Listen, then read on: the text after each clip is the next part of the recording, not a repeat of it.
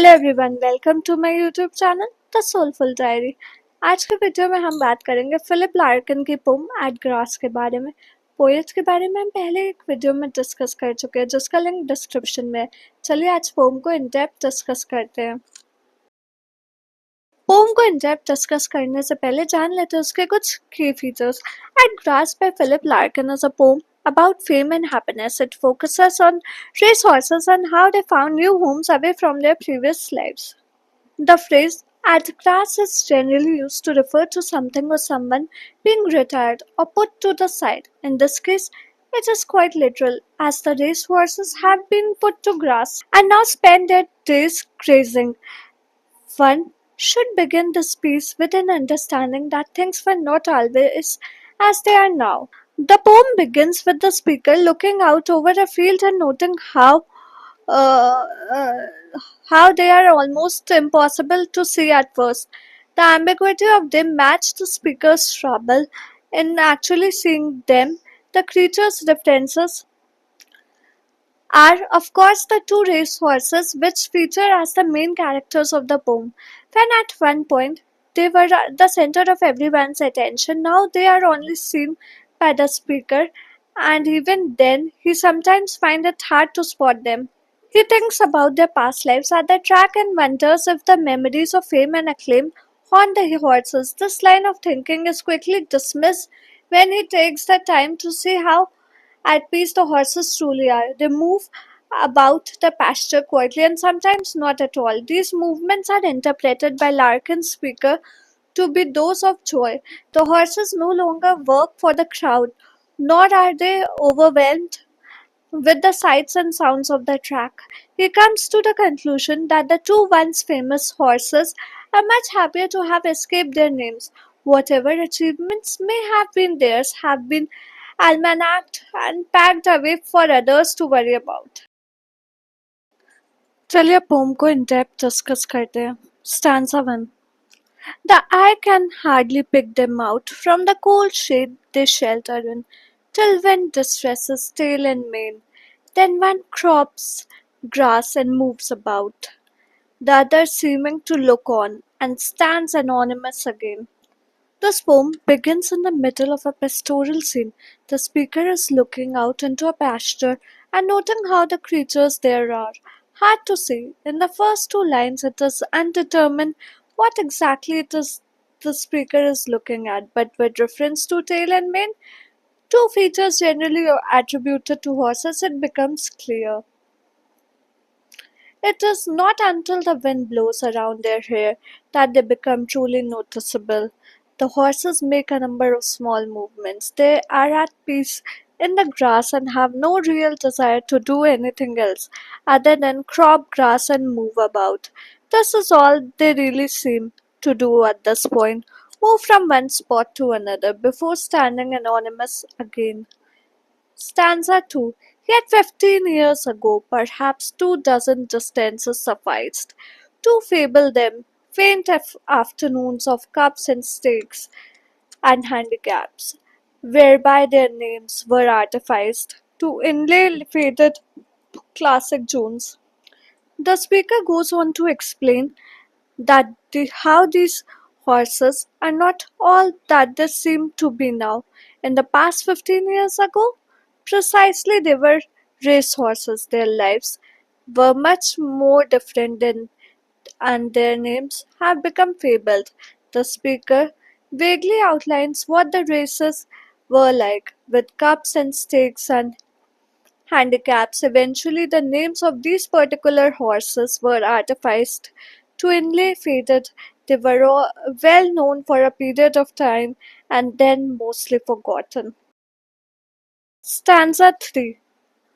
Silks at the start against the sky, numbers and parasols outside, squadrons of empty cars and heat, unlittered grass, then the long cry, hanging unhushed till it subside to stop press columns on the street.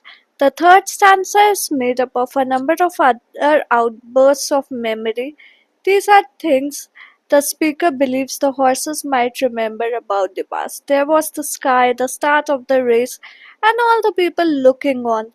The speaker takes note of the pastorals carried by women and a huge number of empty cars outside the racetrack. Everyone watched when these horses competed.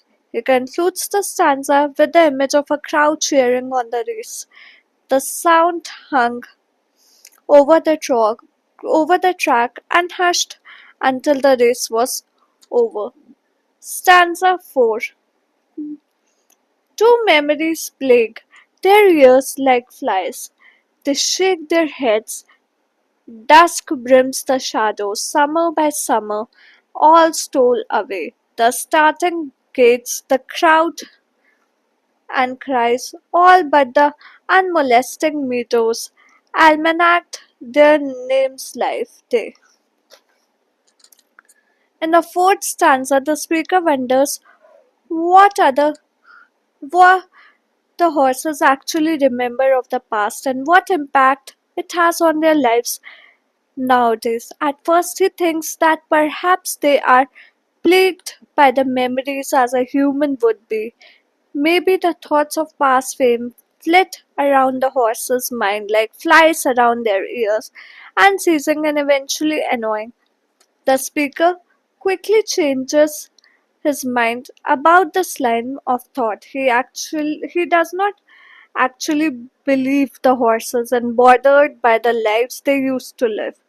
They are able to shake off the past and live in the present. They are much more concerned with the natural world around them. Summer by summer has gone by and stolen away the sounds of the crowds cheering. The only thing that's left is what they have now, the unmolested meadows. Their names have been almanacked or filed away and allowed to live far from the horses themselves. Answer 5. Have slipped their names and stand at ease, or gallop, for what must be joy, and not a field glass, sees them home, or curious stopwatch prophecies. Only the grooms and the groom's boy with bridles in the evening come. The speaker emphasizes this fact by stating that the horses have managed to slip their names. They have shrugged off their fame and are now able to stand at ease away from the crowds. He presents this as being an entirely good chance change in their circumstances and interprets all their actions in support of this particular conclusion. He sees them move, and it must be with joy. They have much greater freedom now than they have ever before. There are no stopwatch prophecies or rules and obligations. Now the only people they interact with are the grooms and the grooms' boys. They come in the evening with bridles to guide the horses back to the barn for the night.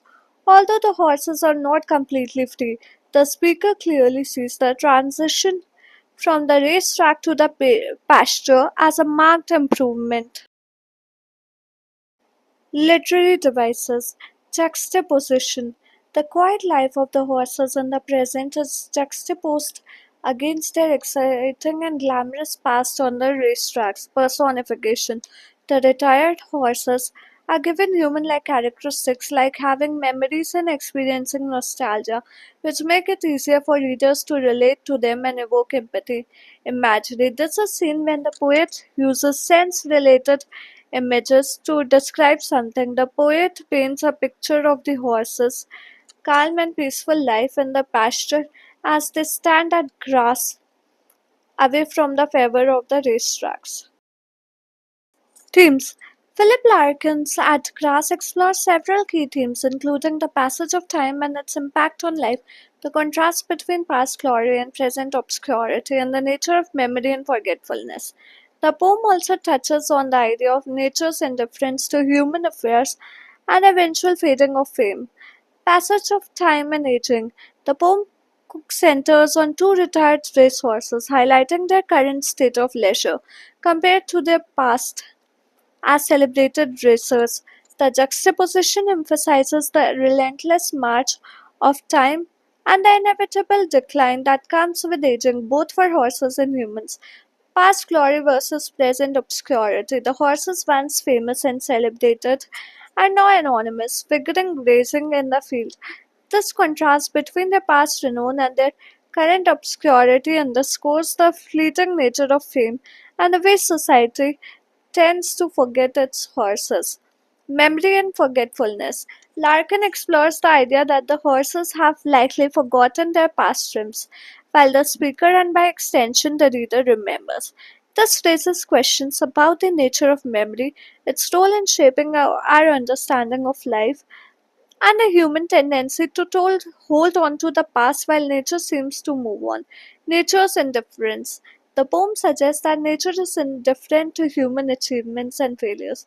The horses, whether celebrated or forgotten, are simply grazing, and our natural world continues its cycle regardless of individual stories.